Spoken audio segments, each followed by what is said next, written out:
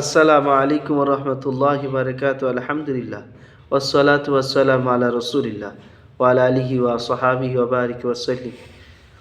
এখন যে বিষয়বস্তুর উপরে আলোচনা করব সেটা হচ্ছে এই বা আলোচনা হবে বা হাদিস পড়া হবে সেটা হচ্ছে এই যে আমরা ধার নেওয়াকে,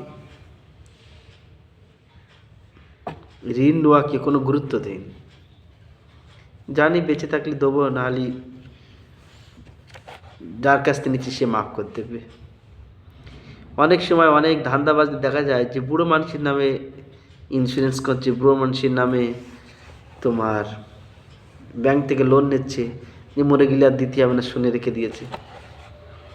এই যে ব্যাংকওয়ালার যে একটা অপশান রেখেছে যে মরে গেলে লোন মাফ, এর জন্য কিন্তু অনেক আমরা ধান্দাবাজি করছি। কিন্তু আসুন, আপনি মরে গেলে কোথায় গিয়ে ধরা পড়বেন?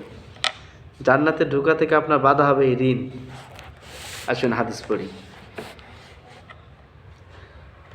عن عبد الله بن جيش أن رجلا جاء إلى النبي صلى الله عليه وسلم فقال ما لي يا رسول الله إن قتلت في سبيل الله قال الجنة قال فلما والله قال إلا الدين سراني به جبرائيل عليه السلام آنفا سراني به জিব্রাইল আলাইহিস সালাম আনিফান।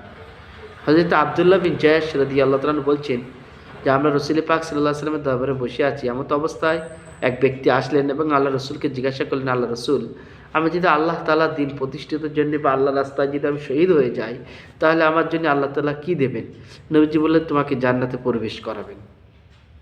ওই ব্যক্তির যেমনি মুখ ঘুরে চলে যাবেন, এমত অবস্থায় রাসূল পাক সাল্লাল্লাহু আলাইহি ওয়াসাল্লাম বললেন যে দাঁড়াও, ঋণ ছাড়া, যদি তোমার জিম্মায় ঋণ না থাকে তাহলে তুমি জান্নাতে যাবে।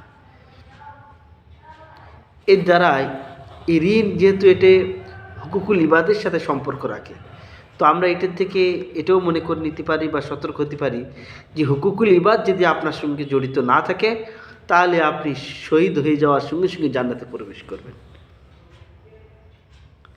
ওই জন্যই এই হাদিসের মধ্যেই ঋণ আছে।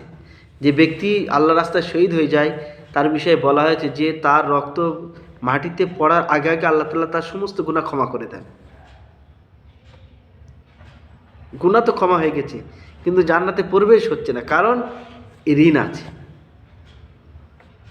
ওই জন্যই আমরা যারা মনে করছি যে এমন ব্যক্তির নামে ঋণ তুলবো, সে কিছুদিন পরে টপকে যাবে, মরে যাবে, আর ব্যাংকওয়ালারা যে অফার রেখেছে যে ঋণ ওয়ালারা মরে গেলেই যে ঋণ নিয়েছে, যার নামে ঋণ থাকবে, সে যদি মারা যায় ঋণ আর দিতে হয় না। ভারতবর্ষের একটা রুলসে এটা আছে ব্যাংকওয়ালাদের স্পেশালভাবে। তো ব্যাংকওয়ালারা চাই তো আপনি জাহান্নামে যান, তার জন্য ওরা ওই অপশানটা রেখেছে। আর আমাদের হাদিস হচ্ছে এই যে আপনি যদি হুকুকুল ইবাদের সাথে জড়িত, আপনার গুনাহ মাফ থাকলে আপনি জান্নাতে প্রবেশ করবেন না। তার সব থেকে বড় উদাহরণ হচ্ছে এই হাদিস। আব্দুল্লাহ বিন জায়েশ বলছেন যে একজন ব্যক্তি রাসূলের দরবারে আসলেন আর বললেন যে আমি যদি আল্লাহর রাস্তায় শহীদ হয়ে যাই, তাহলে আমার জন্য আল্লাহ কী দেবেন? নবীজি বললেন জান্নাত। যখন উনি মুখ ফিরে চলে যাবেন, নবীজি ডাকলেন, বললেন শোনো শোনো, এক্ষুনি জিবরাইল আলাইহিস সালাম এসেছিল আর আমাকে কী বললেন যে যদি ঋণ না থাকে তাহলে ও জান্নাতে প্রবেশ করবে ডাইরেক্ট। বোঝা যায়, ঋণ থাকলেই প্রবেশ করবে না। আর ঋণ যেহেতু হুকুকুল ইবাদ, ওই জন্য আমরা এই হাদিস থেকে এটাও নিতে পারি যে হুকুকুল ইবাদ থেকে আপনার সবসময় পাক সাফ থাকতে হবে, নাহলে কিন্তু আপনার জান্নাত থেকে বাধা হবে। আল্লাহ তাআলা আমাকেও আপনাকে এই হাদিস থেকে শিক্ষা নেওয়ার তৌফিক দান করুন, বলুন আমিন।